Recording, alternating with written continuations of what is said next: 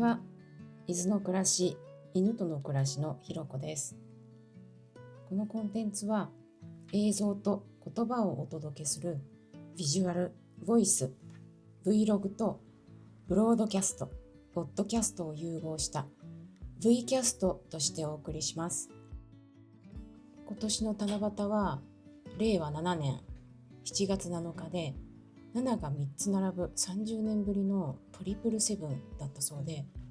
婚姻届の提出ラッシュが各地であったっていうニュースを見ました。もちろん私は婚約届を出す予定なんて全くなかったわけですけれど、お友達がこの日に入籍しまして、とってもハッピーな気持ちでいます。奥さんも旦那さんもどちらもお友達なので、なおさら嬉しかったです。その流れから今回の V キャストでは結婚をテーマにお話しします。18歳くらいの時から私は結婚しないって周囲に宣言していたんですけれども、そう言うと大抵大人たちはそんなこと言う人に限って早く結婚するんだよって言ってたんですね。でも本当に今日まで一度も結婚しませんでした。ある意味一番長く続いている習慣とも言えます。18歳の時からなんでそんな宣言していたのかというと、結婚っていうものに対してすごく懐疑的だったんですね。ものすごく現実が見えているティーンエイジャーだったんですけれど、あんまり詳しい話をすると、その当時の世の中的なこととか、いろいろ絡む話がすごく長くなっちゃうので、そのあたりはまた別の機会にお話ししようかなと思うんですけど、今日はじゃあ一度も結婚を意識した相手がいなかったのかっていうあたりについて掘り下げていこうと思います。実は過去に一度だけ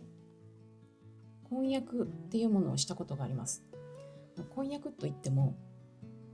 指輪をもらうとか、お互いの両親に挨拶をするとか、そういうものは一切なくて、ただただお互いが口でそう言っていただけなんですけれど、その相手はマッチングアプリで知り合ったアメリカ在住のアメリカ人男性でした。メッセージのやり取りですぐに意気投合してビデオチャットみたいなのをやってお話をしていたんですね、しばらくの間。私も会いに行ったことがあるんですけど、日本とアメリカの距離の関係もあるし、文化の違いもあったり、考え方の違いもあったり、すぐに会えないし時差あるし、で私は結婚するにあたって必要な書類などを書いて用意はしていたんですけども、結構相手の方がルーズな人で一向に進まなかったんですね、手続きが。それでいつ書いてくれるのかななんていうふうに思ってたり、直接聞いてたりとかもしていて、そういう押し問答がある中で世の中がコロナ禍になったんですね。でコロナ禍の期間っていうのはいろいろ考えますよね。自分のこれまでの人生だったりとか、これからの人生だったりとか、すごくやっぱり考える時間が増えたし、この相手でいいのかななんていうのを思い始めてきて、当時マッチングアプリを使ったっていうのは、その時携わっていた仕事というか仕事先っていうのかな、そこの仕事がものすごく嫌で、もうそこから逃げ出したいっていう思いがあったんですね。でその逃げ出したい気持ちをアプリに向けてたっていう感じで、アプリを使い始めてから数ヶ月後には変わって別のお仕事についていて、で、そこが割と安定したお仕事をいただいてたので、もうそちらの方のなんか逃げたいっていう気持ちはなくなっていたんですね。で、それもあったので、わざわざアメリカ今行く必要ないかなと思って、2020年の夏に別れました。その婚約していたと思っていたアメリカ人男性とは。で、そこから私はこんなコロナとかね、いつまたこういうことになるかもわからないし、コロナ禍でこの先どうなるかもわからないから、今までやりたかったけれどやってこなかったことをやろうと思って、でふと犬大好きだったと思って、犬飼いたいって、それで犬のいろんな動画を見て、ますます犬のいる暮らしいいななんて思って、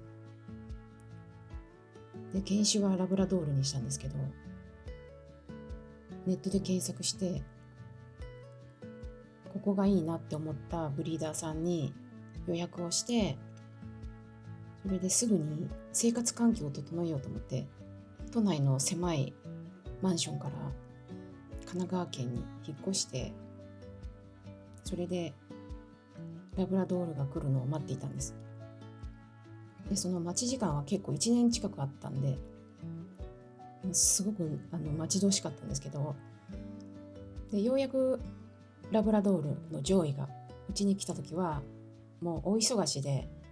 てんとこまいでそんなアプリを使うとか使わないとか、そんなことも考えてる暇もないくらい慌ただしい毎日だったので、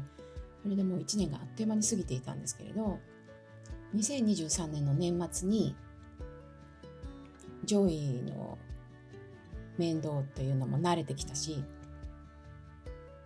なんか単純にパートナーがいる暮らしいいななんて思って、しかも上位の遊び相手になってくれる人がいたらもっといいなと思って、それでまたもう二度と使わないと思っていたマッチングアプリを使ったんです。で、その時に出会った男性がちょっと面白くて、3人いて、題してマッチングアプリで出会った困った男性3人お伝えしていきます。まず1人はすごいやり取りは丁寧な方で、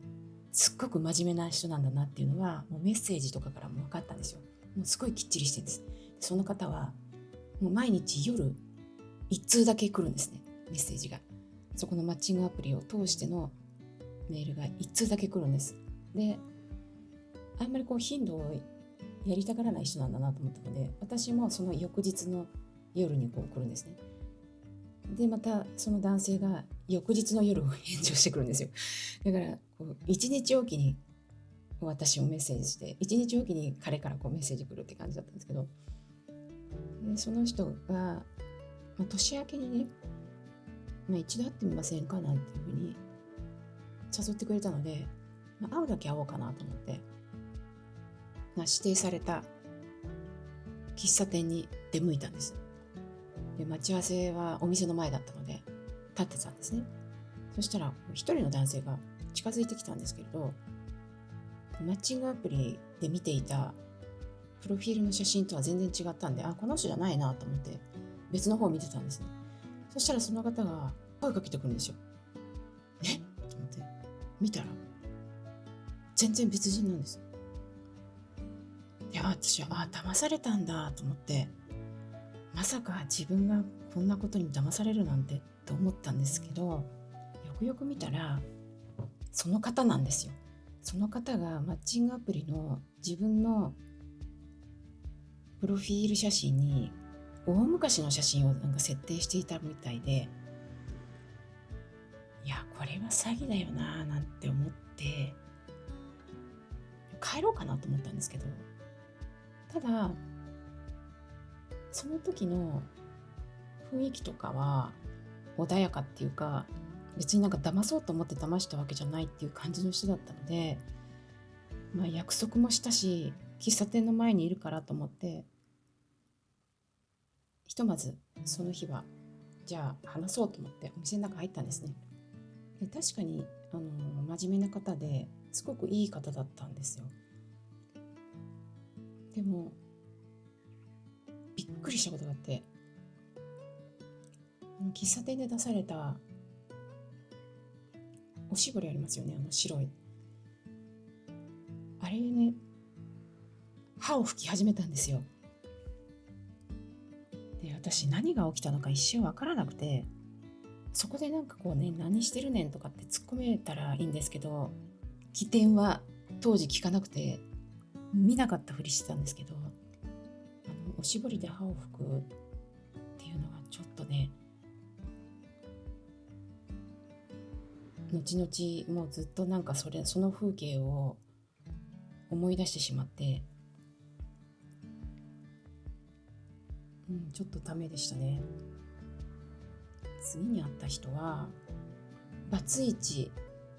子持ちの男性で金融系に勤める方だったんですが、すごくシュッとして見た目も清潔感あって素敵だったんですけれど、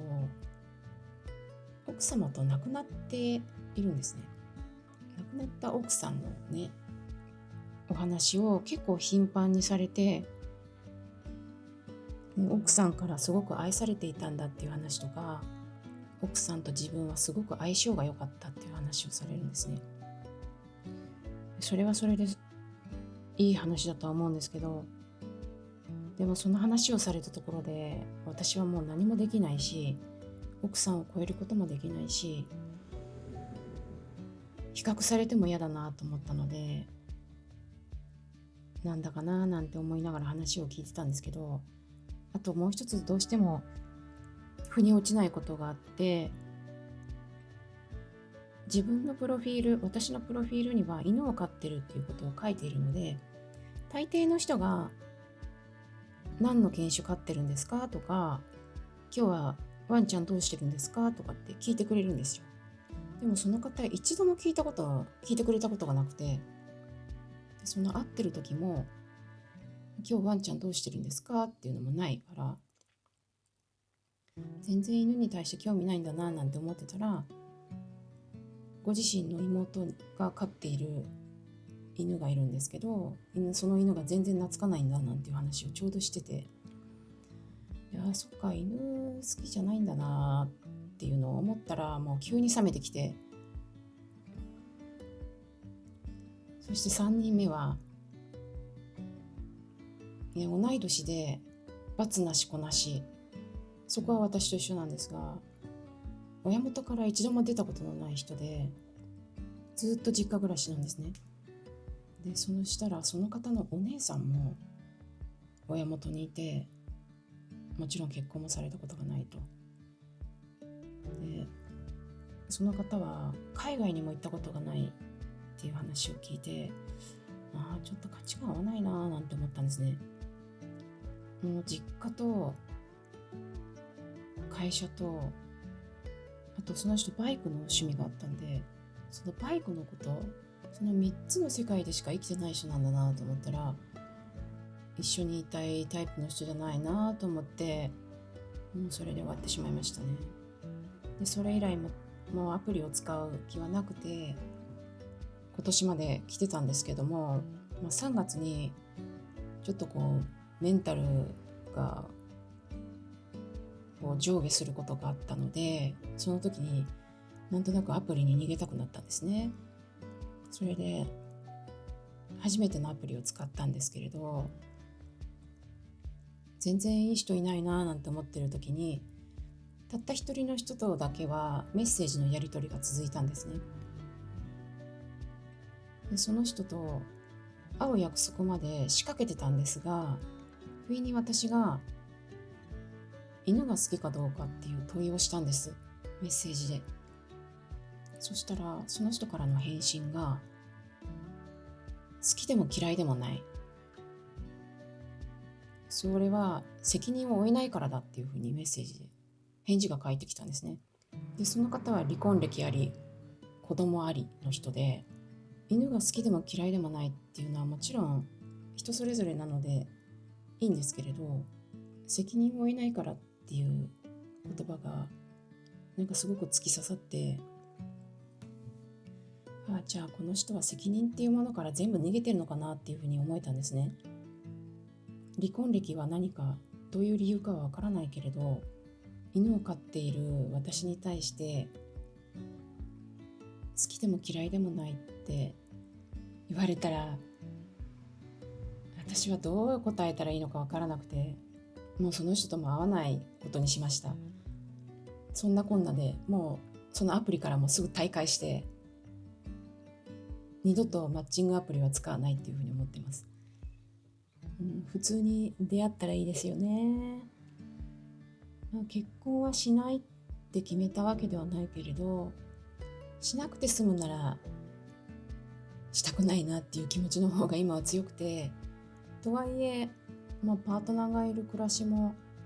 いいなって思う一面もあったり、上位と一緒に遊んでくれる人がいるのもいいなと思ったり、好きな人は欲しいですね。恋愛はいくつになってもしたいですもんね。ただどこで出会うかっていうのが問題ですね。でも希望は捨てていません。いつかきっと落ちる恋が見つかるはずと思ってます。まだそんな報告も今後できたら嬉しいですね。ぜひ祈っていてください。今日もこんな拙い V キャストを聞いてくださって本当にありがとうございます。また次の V キャストでお会いしましょう。